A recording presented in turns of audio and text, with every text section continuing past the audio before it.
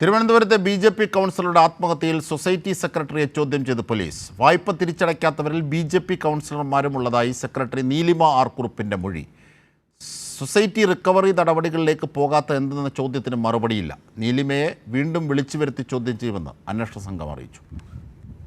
തിരുമല അനിൽ പ്രസിഡന്റായിരുന്ന സൊസൈറ്റിയുടെ സെക്രട്ടറി നീലിമ ആർ കുറുപ്പിനെയാണ് അന്വേഷണ സംഘം ചോദ്യം ചെയ്തത്.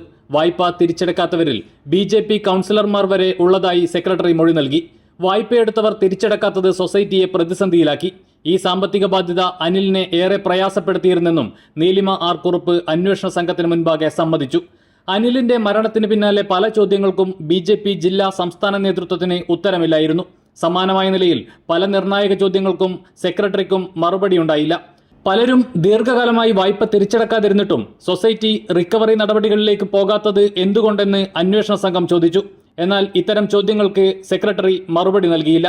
വായ്പയെടുത്ത പലരും നേതാക്കളും നേതാക്കളുടെ ബിനാമികളും ആണെന്നും ഇവരെ സഹായിക്കുന്ന നിലപാടാണ് സെക്രട്ടറി സ്വീകരിക്കുന്നതെന്നും വലിയ ആക്ഷേപം ഉയർന്നിരുന്നു.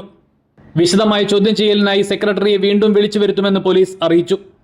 അതേസമയം വായ്പ നൽകിയതുമായി ബന്ധപ്പെട്ടുൾപ്പെടെ വ്യാപക ക്രമക്കേടുണ്ടെന്ന പരാതിക്ക് പിന്നാലെ സഹകരണ വകുപ്പ് കഴിഞ്ഞ ദിവസം സൊസൈറ്റിയിൽ പരിശോധന നടത്തിയിരുന്നു. വിശദമായ പരിശോധനകൾക്കായി ചില ഫയലുകൾ പിടിച്ചെടുക്കുകയും ചെയ്തു. പോലീസിന്റെ അന്വേഷണത്തിനൊപ്പം സഹകരണ വകുപ്പിന്റെ പരിശോധനകളും ഊർജിതമായി തുടരുകയാണ്. കൈരളി ന്യൂസ്, തിരുവനന്തപുരം.